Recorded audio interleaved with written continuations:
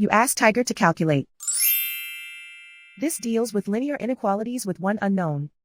The final result is m smaller than -12. Let's solve it step by step. Move the negative sign from the denominator to the numerator.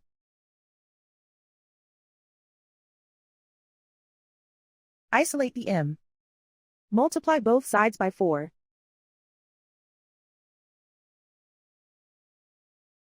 Group like terms.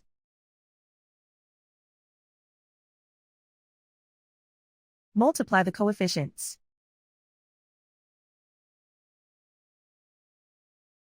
Simplify the arithmetic.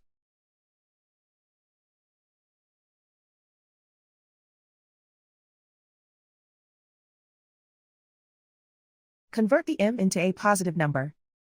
Multiply both sides by -1. Whenever you multiply or divide by a negative, reverse the inequality sign.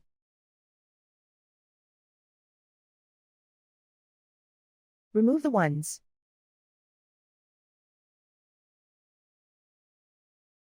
Simplify the arithmetic.